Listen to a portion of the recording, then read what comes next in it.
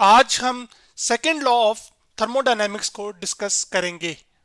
तो अभी जो सेकेंड लॉ ऑफ थर्मोडायनेमिक्स है, इसकी असल में आपके पास दो स्टेटमेंट्स हैं। तो एक जो स्टेटमेंट है वो लॉर्ड कैल्विन ने दी थी। तो लॉर्ड कैल्विन की स्टेटमेंट ये कहती है कि no device is possible whose sole effect is to transform a given amount of heat completely into work। यानी कि कोई भी ऐसी डिवाइस पॉसिबल ही नहीं है जो कि मुकम्मल की मुकम्मल हीट को वर्क में क्या कर दे, तब्दील कर दे। तो और अगर आसान अल्फाज में बात करूं तो वो ये है कि लॉर्ड कैल्विन की स्टेटमेंट के मुताबिक कि no heat engine can have thermal efficiency of 100%।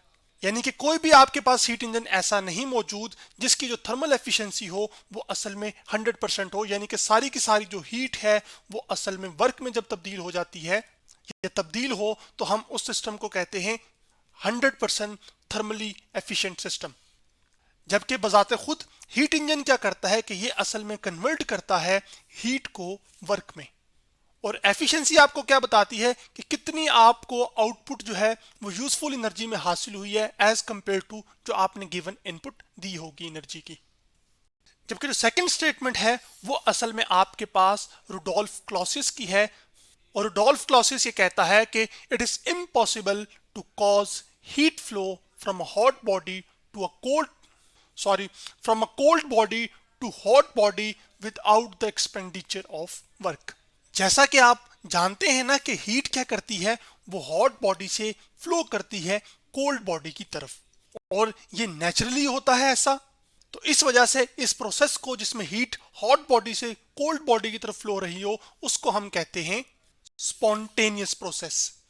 लेकिन अब सवाल यह है कि अगर हीट हॉट बॉडी से कोल्ड बॉडी की तरफ फ्लो हो रही है तो ऐसा क्या मुमकिन है कि आपके पास हीट जो है वो फिर कोल्ड बॉडी से हॉट बॉडी की तरफ फ्लो हो?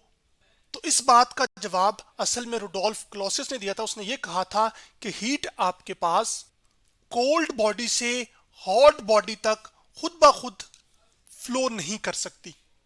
उस हीट को कोल्ड बॉडी से हॉट बॉडी की तरफ फ्लो करने के लिए कुछ ना कुछ काम या करना पड़ेगा। यानी कि आपको कुछ ना कुछ मुसलसल इनपुट देनी पड़ेगी एनर्जी, जिसकी वजह से ये मुमकिन हो सकता है कि आपकी जो हीट है वो फ्लो करे हॉट बॉडी से कोल्ड बॉडी से हॉट की तरफ।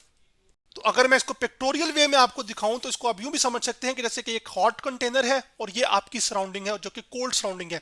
तो हीट बजाते खुद नेचुरली या स्पॉन्टेनियसली क्या करेगी कि वो हॉट बॉडी से क्या करेगी, कोल्ड सराउंडिंग की तरफ क्या करेगी, वो फ्लो करेगी। लेकिन ऐसा नहीं होगा कि आपके पास ये जो हीट है वो कोल्ड सराउंडिंग से हॉट कंटेनर की तरफ खुद ब खुद स्पॉन्टेनियसली फ्लो करे। ये जो प्रोसेस है ये इम्पॉसिबल है।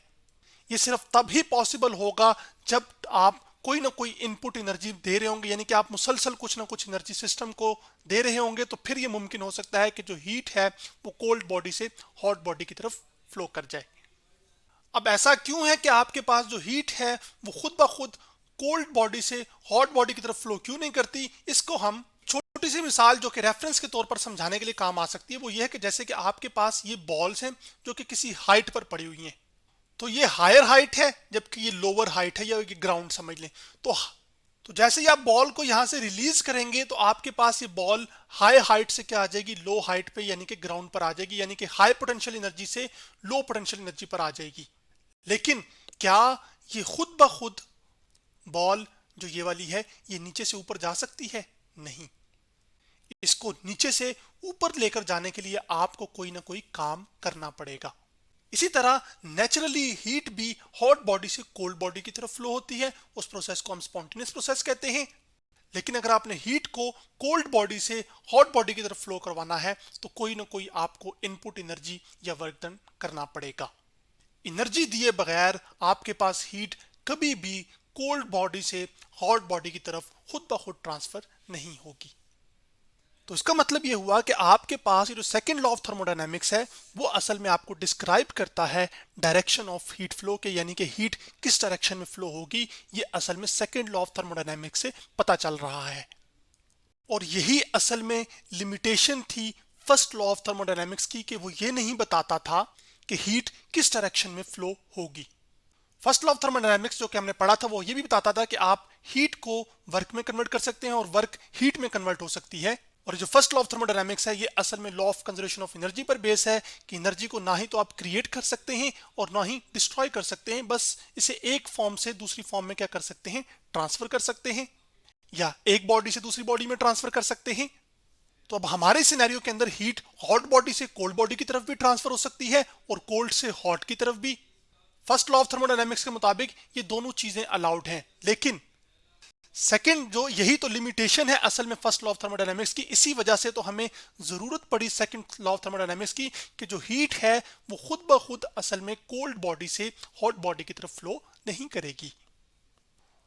कोल्ड बॉडी से हॉट बॉडी की तरफ फ्लो करवाने के लिए आपको मुसलसल कुछ ना कुछ इनपुट एनर्जी देनी पड़ेगी या वर्क करना पड़ेगा।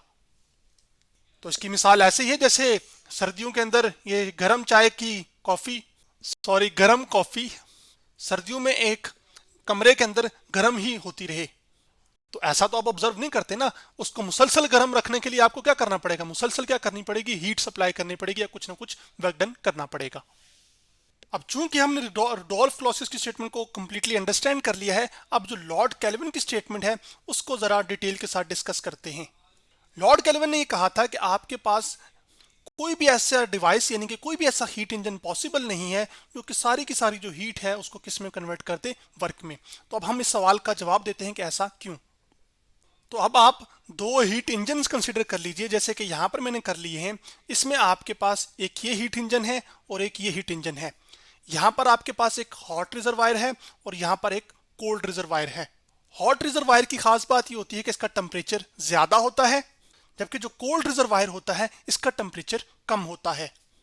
इसी तरह ये आपके पास एक दूसरा सिनेरियो है जिसमें आपके पास हीट इंजन है और यहाँ पर उसके साथ एक हॉट रिजर्वायर, नीचे एक कोल्ड रिजर्वायर और साथ यहाँ पर कुछ ना कुछ वर्क। तो वर्क की डायरेक्शन को उसने इस तरफ से रिप्रेजेंट किया हुआ है।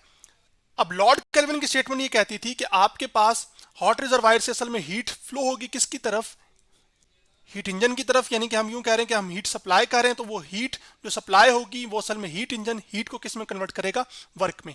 अब लॉर्ड केल्विन ने ये कहा कि कोई भी ऐसा हीट इंजन पॉसिबल नहीं है जिसको आप हीट सप्लाई करें और वो सारी की सारी हीट वर्क डन में कन्वर्ट कर दे। ऐसा क्यों, क्योंकि जब भी एनर्जी एक फॉर्म से दूसरी फॉर्म में ट्रांसफॉर्म हो रही होती है तो कुछ ना कुछ एनर्जी लॉस होता है।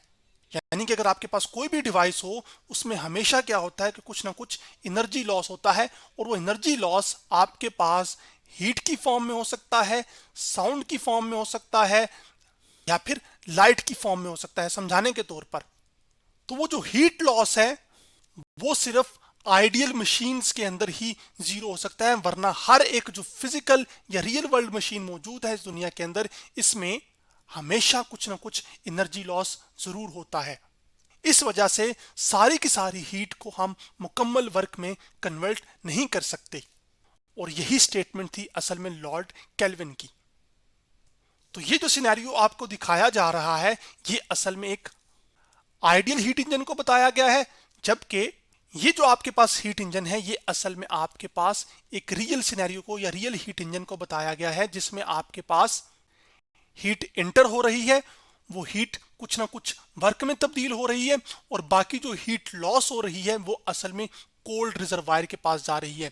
जबकि आइडियल हीट इंजन के अंदर आपके पास किसी किस्म की कोई हीट रिजेक्ट या लॉस नहीं होगी किसी भी फॉर्म में। इस वजह से आपके पास यहाँ पर हीट इंजन का कोल्ड रिजर्वायर के साथ कोई ताल्लुक ही नहीं बन रहा।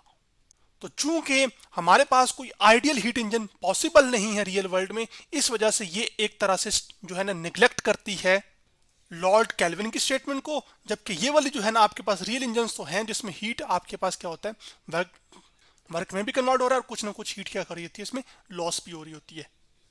तो ये फिर जो इंजन है ये असल में आपके पास जो लॉर्ड केल्विन की स्टेटमेंट है उसको क्या कर रहा है, ये निगलेक्ट कर रहा है। ये समझ लें, निगलेक्ट की जगह मुझे बेहतर कहना चाहिए वायोलेट कर रहा है, क्योंकि इस हीट इंजन के अंदर आपके पास सारी की सारी हीट किस में कन्वर्ट हो रही है, वर्क डन में, जो कि फिजिकली पॉसिबल ही नहीं है। इस वजह से ये वाला जो आपके पास हीट इंजन है ये असल में लॉर्ड केल्विन की स्टेटमेंट को क्या कर रहा है, सपोर्ट कर रहा है, क्योंकि हीट वर्क डन में भी ट्रांसफॉर्म हो रही है और उसके साथ साथ कुछ ना कुछ हीट जो है वो लॉस भी हो रही है। और वो जो हीट रिजेक्ट हो रही है या लॉस कर रहा है हीट इंजन, वो असल में किसके पास आ रही है? कोल्ड रिजर्वायर के पास। तो अब ये जो आइडियल हीट इंजन है, इसकी खास बात ये होती है कि इसकी जो एफिशिएंसी होती है वो क्या होती है? वो 100% होती है। क्यों? क्योंकि आपके पास इनपुट जो है वो हीट है और आउटपुट क्या है? वर्क है। और इस आइडियल हीट इंजन के अंदर जितना इनपुट आप दे रहे हैं उतना ही आउटपुट हासिल हो रहा है। इस वजह से एफिशिएंसी क्या है? 100% है। लेकिन जितने भी रियल इंजन हैं, जैसे कि कार्स के इंजन होते हैं, गैसोलीन इंजन हो गए, पेट्रोल इंजन हो गए या डीजल इंजन हो गए, इन सब की जो एफिशिएंसी है वो असल में 100% से कम होती है। क्यों? क्योंकि इन तमाम इंजन के अंदर, चाहे पेट्रोल, डीजल या गैसोलीन, इन सब इंजन के अंदर कुछ ना कुछ हीट लॉस जरूर हो रहा होता है। इस वजह से सारी की सारी जो हीट इनपुट हो रही होती है वो असल में वर्क डन में तब्दील नहीं हो पाती। तो आज हमने सेकेंड लॉ ऑफ थर्मोडायनेमिक्स के बारे में डिस्कस किया।